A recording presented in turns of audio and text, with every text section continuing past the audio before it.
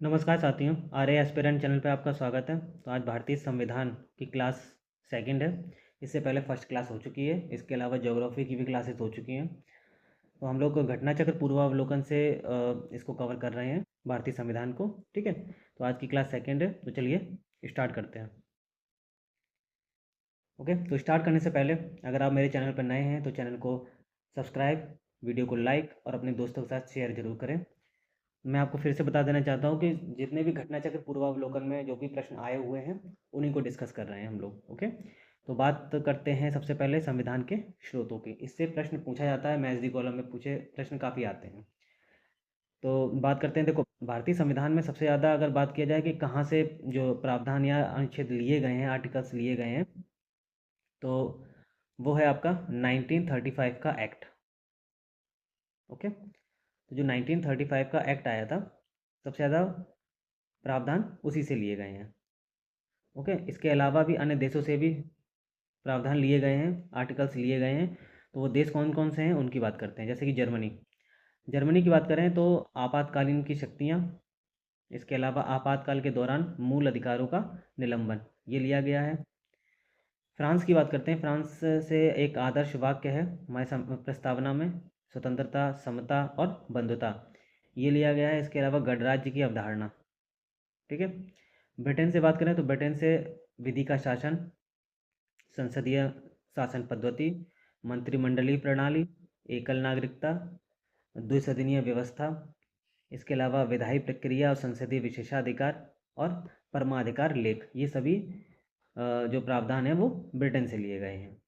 इसके अलावा आयरलैंड की बात करते हैं तो आयरलैंड से नीति निर्देशक तत्व, राष्ट्रपति का निर्वाचन पद्धति और राज्यसभा में जो 12 सदस्यों को मनोनीत किया जाता है राष्ट्रपति के द्वारा, ये सभी आयरलैंड के संविधान से लिया गया है। ठीक है, अमेरिका से बात करें तो अमेरिका से उद्देशिका का विचार, न्यायिक पुनरावलोकन, न्यायपालिका की स्वतंत्रता, मूल अधिकार, उपराष्ट्रपति का पद, राष्ट्रपति पर महाभियोग की, और इसी के साथ सुप्रीम कोर्ट और हाई कोर्ट के न्यायाधीश को हटाए जाने का जो उपबंध है वो भी अमेरिका से लिया गया है। नेक्स्ट बात करते हैं कनाडा की। कनाडा से संघीय व्यवस्था ली गई है। ठीक है, तो हमारे यहाँ जो संघीय व्यवस्था है वो कैसी है, सशक्त केंद्र के साथ संघीय व्यवस्था, यानी केंद्र को ज़्यादा पावर दी गई है। ठीक है, तो संघीय व्यवस्था कनाडा, राज्यपाल की नियुक्ति कनाडा, सुप्रीम कोर्ट का परामर्शी निर्णय देना ये कनाडा से, अवशिष्ट शक्तियाँ जो केंद्र के पास होती हैं वो कनाडा से ली गई हैं। ठीक है, नेक्स्ट बात करते हैं ऑस्ट्रेलिया से, दोनों सदनों की संयुक्त बैठक का प्रावधान जो आर्टिकल नंबर 108 में है। ठीक है, उद्देशिका की भाषा, देखो उद्देशिका की अगर हम बात करें, विचार की बात करें, उद्देशिका का विचार तो वो अमेरिका से है, लेकिन जब आता है उद्देशिका की भाषा तो वो ऑस्ट्रेलिया से है। व्यापार, वाणिज्य और समागम की स्वतंत्रता, ये ऑस्ट्रेलिया से लिया गया है। समवर्ती सूची की व्यवस्था ऑस्ट्रेलिया से ली गई है। जापान की बात करें तो विधि द्वारा स्थापित प्रक्रिया। ओके, नेक्स्ट बात करते हैं साउथ अफ्रीका। साउथ अफ्रीका से तो संविधान संशोधन की व्यवस्था साउथ अफ्रीका से ली गई है। राज्यसभा सदस्यों का निर्वाचन साउथ अफ्रीका से। पूर्व सोवियत संघ की बात करें तो मूल कर्तव्य और प्रस्तावना में जो न्याय बात की गई, 3 न्याय हैं, सामाजिक, आर्थिक और राजनीतिक न्याय, ये भी पूर्व सोवियत संघ से लिया गया है। ठीक है, न्यायिक पुनरीक्षण या जुडिशियल रिव्यू, जिसको हम न्यायिक पुनरावलोकन कहते हैं, ये इंडिया के साथ साथ यूएसए में भी है, क्योंकि यूएसए से ही इंडिया ने लिया है, तो इंडिया और यूएसए दोनों में आपको मिलेगी ये। ठीक है, एक क्वेश्चन देखो 2021 में पूछा गया था यूपीपीसीएस प्री में, तो वो इस तरीके से थे, प्रावधान दिए गए थे और स्रोत दिए गए थे। तो मौलिक अधिकार अमेरिका, नीति निर्देशक तत्व आयरलैंड, अवशिष्ट शक्तियाँ कनाडा, आपातकालीन शक्तियाँ जर्मनी, इस तरीके से प्रश्न पूछे जाते हैं। नेक्स्ट एक पॉइंट आप याद रखिएगा अमेरिकी संविधान के बारे में कि ये पहला लिखित संविधान है। तो अगर आपसे पूछा जाता है कि दुनिया में पहला लिखित संविधान कौन सा है, तो वो अमेरिका का है। और सबसे छोटा लिखित संविधान है, यहाँ पे लिखित होगा, सबसे छोटा लिखित संविधान अमेरिका का है, लेकिन सबसे बड़ा लिखित संविधान इंडिया का है। ठीक है, संविधान के प्रमुख भाग, नेक्स्ट टॉपिक है पार्ट के बारे में। देखो पार्ट एक भले ही छोटा सा टॉपिक है, लेकिन इससे प्रश्न पूछे जाते हैं। तो अगर बात करें तो जो भारतीय संविधान में 22 भाग आपको मिलेंगे, अगर गणना करेंगे तो आप 25 भाग मिलेंगे। जैसे कि कुछ, जैसे कि 9 का का हो गया, एक 9 का खा हो गया, 14 का हो गया, 14 का। ठीक है। तो इन सबको अगर गणना करेंगे तो आपको जो संख्या है वो 25 हो जाएगी। तो क्वेश्चन पे डिपेंड करता है कि आपसे पूछा क्या गया है। ठीक है, वैसे 22 भाग हैं, आपको याद रखने हैं।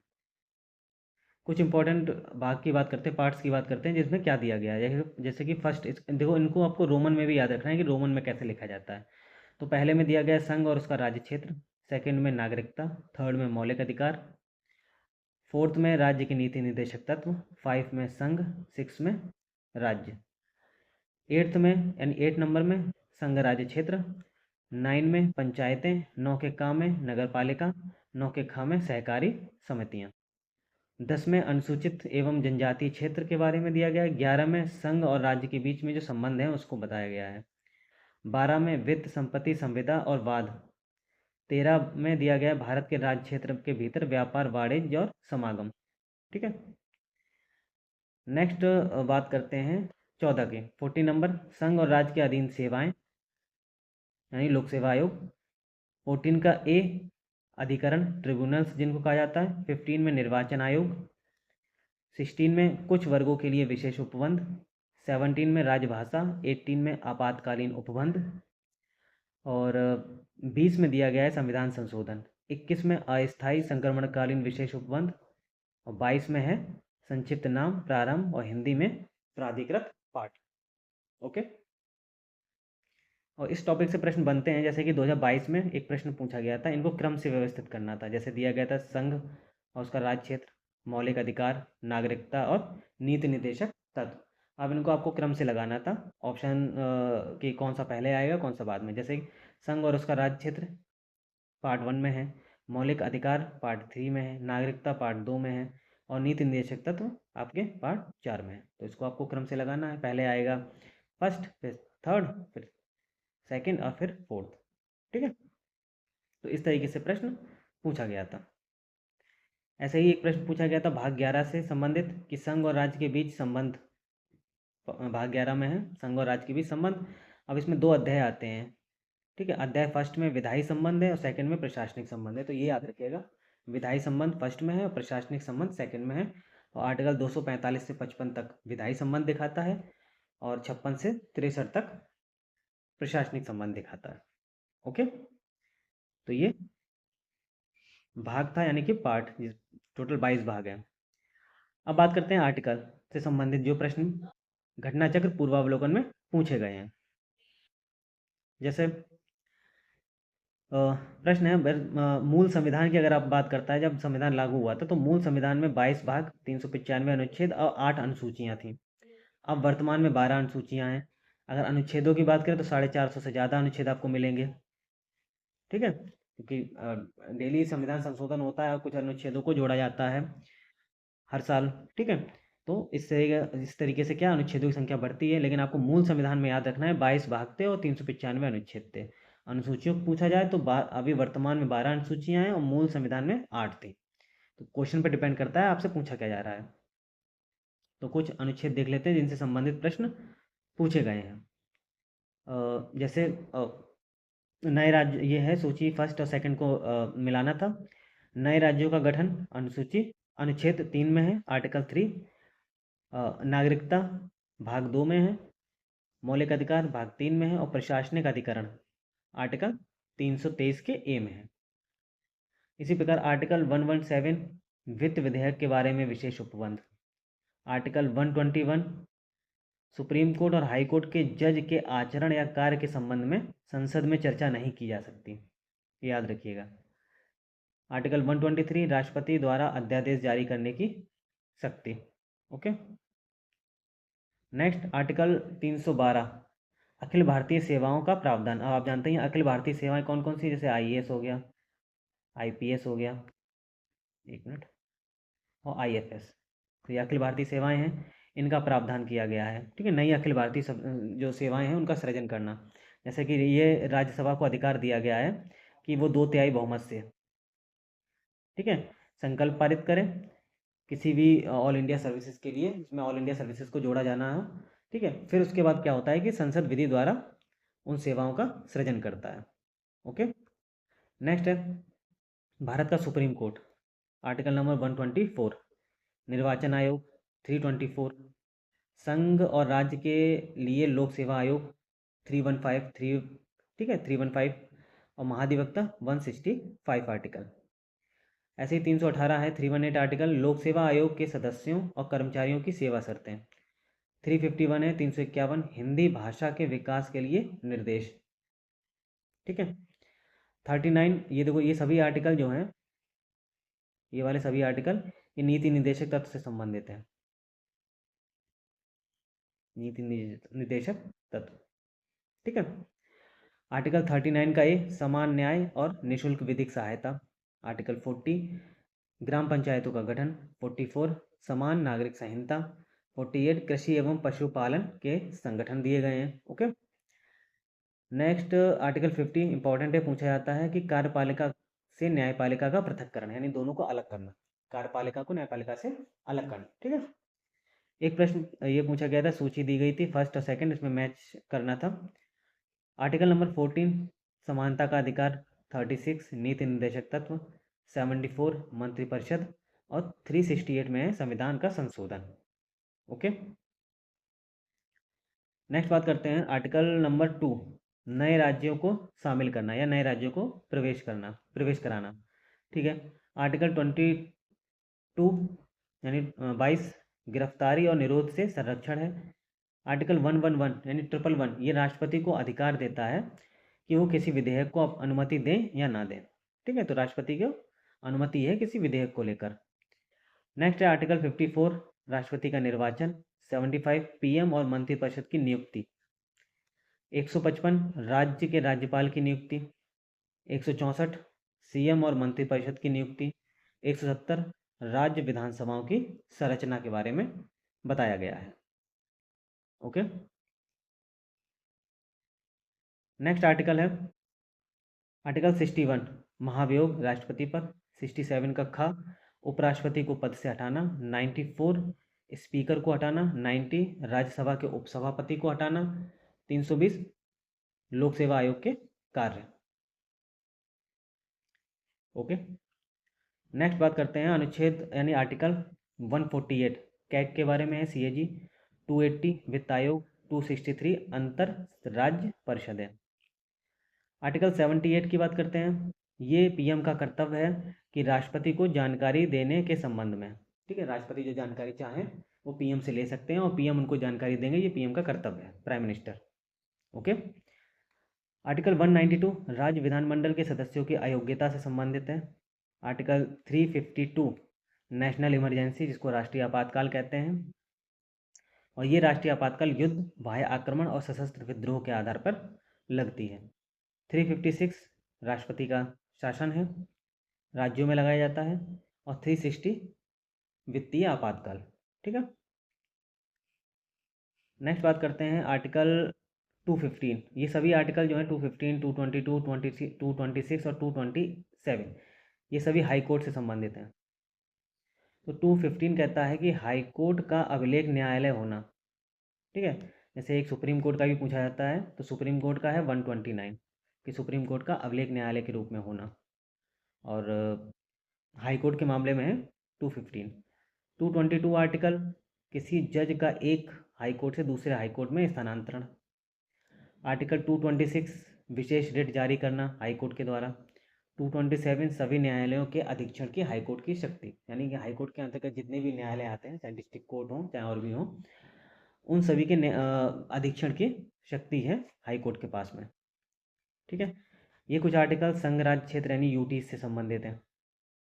अब वह कौन कौन से, जैसे 239, ये संघ राज्य क्षेत्रों का प्रशासन से संबंधित है। 240, ये क्या करता है, राष्ट्रपति को शक्ति देता है कि वो यूटीज के लिए यानी केंद्र शासित प्रदेश के लिए नियम बना सकते हैं। तो केंद्र शासित प्रदेश के लिए नियम बनाने की, विनियमन बनाने की राष्ट्रपति की शक्ति है ये, ओके। 241, यूटीज के लिए हाई कोर्ट का प्रावधान। इसी प्रकार नेक्स्ट है 76, महान्यायवादी। 148, कैग। 71 का फर्स्ट, केंद्रीय मंत्रियों की नियुक्ति और पीएम की नियुक्ति। 131, सुप्रीम कोर्ट का क्षेत्राधिकार। 41, कार्य करने का अधिकार, ये दोनों ही नीति निर्देशक तत्व में आते हैं। 41, कार्य करने का अधिकार। 42, कार्य करने के लिए सही और मानवीय स्थिति। का अधिकार। ओके, नेक्स्ट है, हाँ ये आर्टिकल्स इंपॉर्टेंट है, याद रखिएगा। 330 हो गया, 331 हो गया, 32 और 333। तो 331 में क्या है कि लोकसभा में SC ST के लिए आरक्षण। 331 क्या कहता है कि लोकसभा में जो आंग्ल भारतीय समुदाय हैं उनका प्रतिनिधित्व, अभी तक 2 आंग्ल भारतीय समुदायों को नियुक्त करते थे, सॉरी मनोनीत करते थे राष्ट्रपति। ठीक है, अब क्या है, ये प्रावधान कैंसिल कर दिया गया है। 104वें संविधान संशोधन के द्वारा इस प्रावधान को कैंसिल कर दिया गया है। ठीक है, तो ये आपको याद रखना है। 332 राज्य की जो विधानसभाएं हैं उनमें SC ST के लिए आरक्षण है। और 333 क्या कहता है कि विधानसभाओं में आंग्ल भारतीय समुदाय का प्रतिनिधित्व जो कि एक है। तो विधानसभाओं में आंग्ल भारतीय समुदाय का प्रतिनिधित्व होता है एक, राज्यपाल उसको मनोनीत करता है। ये भी प्रावधान अब कैंसिल कर दिया गया है 104वें संविधान संशोधन के द्वारा। ठीक है, नेक्स्ट है 106वां संविधान संशोधन, याद रखिएगा। महिलाओं को आरक्षण दिया गया है और इसके थ्रू जो है आर्टिकल 330 का ए जोड़ा गया है, 332 का ए जोड़ा गया है, 239 का डबल ए जोड़ा गया है। 330 का ए क्या कहता है, लोकसभा में इनको आरक्षण देता है, जैसे कि यहाँ पर हमने बात की थी 330 तो लोकसभा में SC ST को आरक्षण देता है। अब क्या हो जाएगा कि 330 का ए ये महिलाओं को भी आरक्षण देगा लोकसभा में। ठीक है, उसी प्रकार 332 का ए विधानसभाओं में महिलाओं को आरक्षण देगा, राज्य की विधानसभा। 239 का डबल ए दिल्ली की विधानसभा में महिलाओं को आरक्षण मिलेगा। ठीक है, नेक्स्ट बात करते हैं आर्टिकल नंबर 334 338। 38 में जितने भी हैं का खा, ये सभी क्या है, राष्ट्रीय आयोग हैं, SC के लिए, ST के लिए और OBC के लिए। तो 338 SC अनुसूचित जाति के लिए राष्ट्रीय आयोग, ऐसे 338 का जो का है वो ST के लिए जो है राष्ट्रीय आयोग की बात करता है। 338 का खा OBC के लिए राष्ट्रीय आयोग की बात करता है। ओके, नेक्स्ट बात करते हैं, आर्टिकल है 343। तो 343 में क्या क्या कहा गया है कि संघ की राजभाषा जो है वो हिंदी होगी और लिपि जो है वो देवनागरी होगी, याद रखना है। 344 राजभाषा आयोग के बारे में है। 350 और 350 का और खा दोनों है, ये याद रखना है। 350 का जो कहता है प्राथमिक स्तर पर मातृभाषा में शिक्षा। खा कहता है भाषाई अल्पसंख्यक वर्गों के लिए विशेष प्राधिकारी की नियुक्ति। ठीक है, नेक्स्ट है आर्टिकल नंबर 108। अभी इससे पहले भी देखा था, दोनों सदनों की संयुक्त बैठक का प्रावधान है और संयुक्त बैठक को बुलाता कौन है, राष्ट्रपति। अध्यक्षता करता है स्पीकर। ओके, आर्टिकल 109 धन विधेयक के संबंध में विशेष प्रक्रिया। 110 धन विधेयक की परिभाषा। 112 वार्षिक वित्तीय विवरण, जिसको आप लोग बजट कहते हैं। ठीक है, लेकिन ये बजट शब्द जो है ये हमारे संविधान में नहीं है। अगर पूछा जाए कि बजट शब्द संविधान में है तो नहीं है, बजट की जगह यूज किया जाता है वार्षिक वित्तीय विवरण। ओके, नेक्स्ट है आर्टिकल नंबर 43 कर्मगारों को निर्वाह मजदूरी और कुटीर उद्योगों का विकास। ये दिया गया, कर्मगारों यानी कर्मचारियों की निर्वाह मजदूरी और कुटीर उद्योगों का विकास। 43 में ही दो और हैं, 43 का और खा इंपॉर्टेंट है, याद रखिएगा। 43 का कहता है उद्योगों के प्रबंधन में कर्मचारियों या कर्मगारों की भागीदारी। और 43 का जो खा है ये कहता है सहकारी समितियों का संवर्धन। ओके, तो ये जो है 43 का और 43 का खा तीनों ही आपके इंपॉर्टेंट है, इनको याद रखिएगा। ठीक है, तो ये 43 का जो है ये कहता है कि जो उद्योग हैं उनके प्रबंधन में कर्मगारों की भागीदारी को बताता है। और 43 का खा बताता है सहकारी समितियों का संवर्धन। ओके, नेक्स्ट बात करते हैं और लास्ट है आर्टिकल्स में, आर्टिकल नंबर 49 राष्ट्रीय महत्व के जो भी स्मारक हैं, स्थान हैं, वस्तुएं हैं, ठीक है, इनका संरक्षण, ये है आर्टिकल नंबर 49 में। और ये सभी आर्टिकल आपके क्या हैं, 43 और 49 ये दोनों किस में आते हैं, नीति निदेशक तत्व में आते हैं। ठीक है, नीति निदेशक तत्व भाग 4 और आर्टिकल की बात करें 36 टू 51 तक आपको मिलेंगे नीति निदेशक तत्व। ठीक है, ओके, तो आज के सेशन में बस इतना ही। इसी को कंटिन्यू करेंगे पॉलिटी को। और ज्योग्राफी की क्लास तो कंप्लीट लगभग हो ही गई है, 4 से 5 क्लासेस अपलोड हो गई हैं, उनको आप देख सकते हैं जाके। ओके, मिलते हैं नेक्स्ट क्लास में। वीडियो अगर आपको अच्छी लगी है तो वीडियो को लाइक करें और चैनल को सब्सक्राइब करें। पूरा वीडियो सुनने के लिए धन्यवाद।